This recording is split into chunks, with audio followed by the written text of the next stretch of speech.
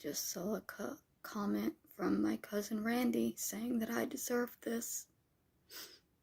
Randy is Kathy's son, one of them. I told y'all my entire family wants me dead. My own family doesn't understand why I'm hurting so much. And they never will. They have always hated me.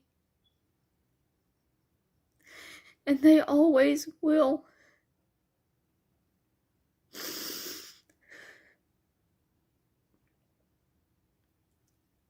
None of you know what it feels like to have your entire family despise you.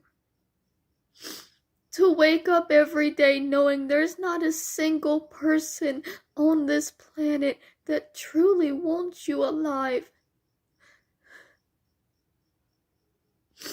He says I had a chance at a good life. When I was living with my drunk mother and abusive father, or when I was living with my abusive transgendered husband, or when I was being held captive, or maybe it was when I was dealing with drugs and alcohol after finally breaking down from everything else.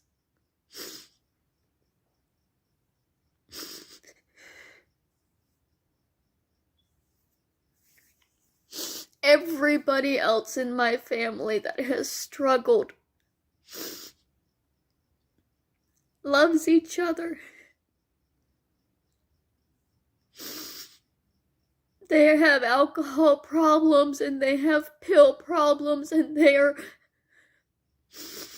together and loving and happy. But me,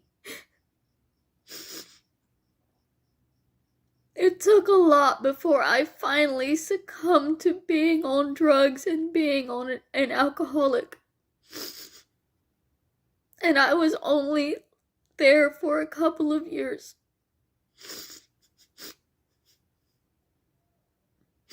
But I'm not capable of taking care of myself. I'm not.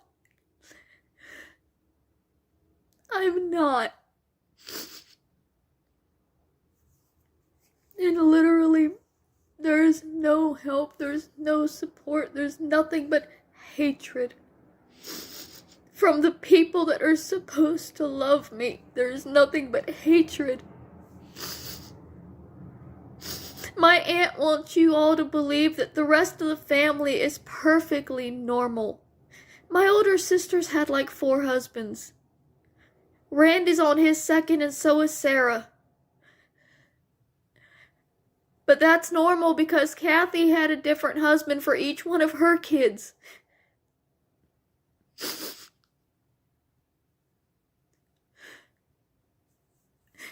all normal except me. The one that couldn't have kids, the one that can't find a man to just take care of her. That's how the rest of the women in my family got by. They have children by the litter. And they jump to another man when the daddy's tired of them, and then they get child support. Kathy did that so much that Brett literally paid her $10,000 for Sarah. Because Sarah is the only one that belongs to her current husband. And Kathy had left so many men and was bilking them for child support, and he wanted to make sure that if she left him, he would keep his child. So he paid her $10,000 for custody of his daughter on the chance that she ever left him. And that's probably the only reason she hasn't left him, honestly, because she wants her daughter and she wants that money. And he's got the money. Randy and Sarah telling me that I had a chance at a good life when they actually had good lives. While I was living in that hellhole with head lice and roaches. They were living in a nice 2-story house with everything they needed. They have no idea what it was like in my home.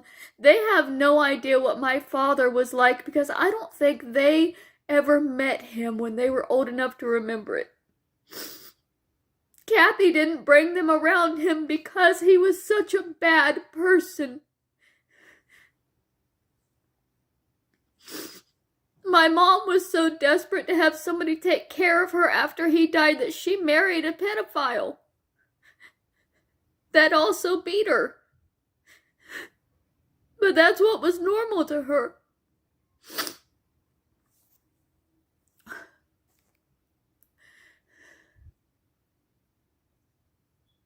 Fuck it. This is what I deserve, right? I don't deserve to ever be loved or supported or understood. I only deserve to be hated and judged. And that's all I'm ever going to have. That's all I've ever had. This family has hated me since I was a child. Sarah makes fun of me for stinking because she knew me when I was a child, when I was not taken care of. But instead of understanding that nobody was taking care of me, they just say that it's me. I'm just nasty.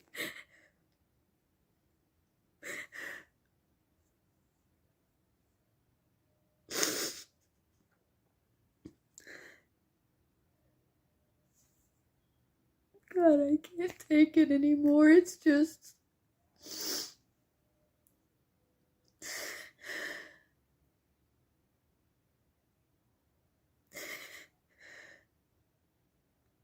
Even Randy.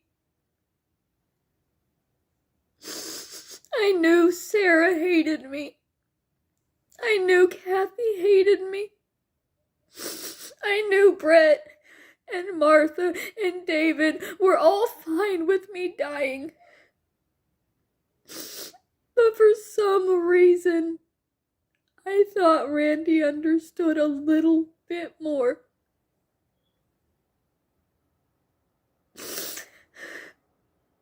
None of them do. None of them wanted to.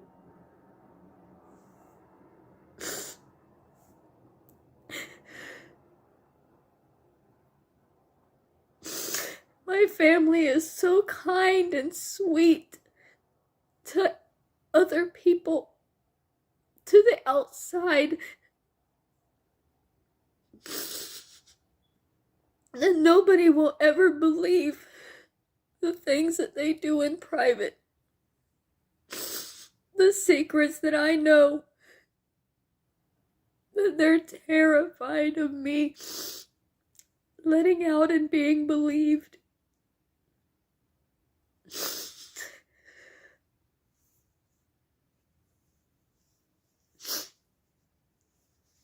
I don't think Kathy or Sarah ever went back into that condo after I left it, by the way.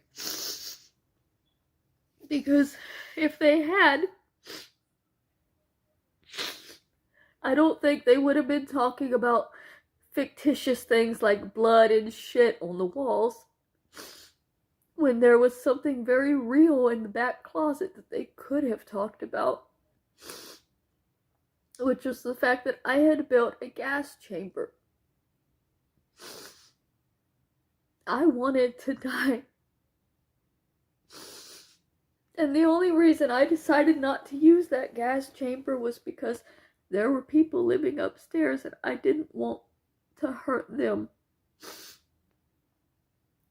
But I had set up in the back closet a kitchen rack from the stove over a metal trash can with some barbecue charcoals. And I was going to burn them in that very small room with the door closed and just sit there and inhale the smoke until I died. And I set it up and I sat in that closet and I slept in that closet for about a week, begging myself to just light it, just do it.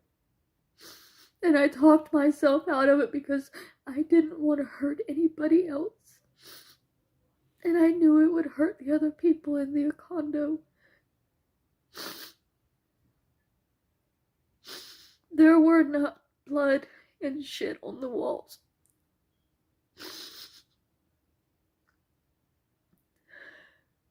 I never went back into that condo to know that.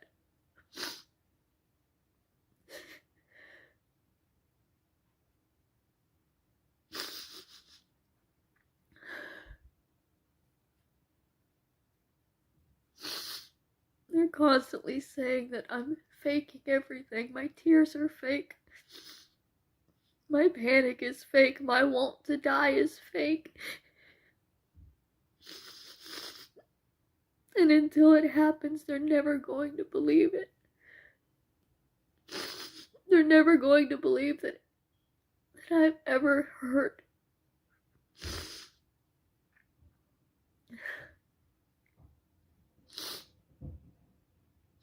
And they're just gonna keep contacting people that hate me.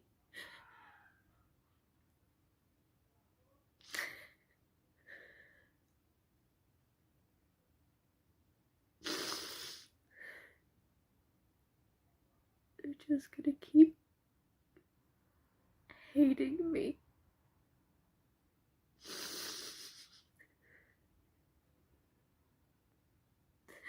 I just can't take any more hatred in my life.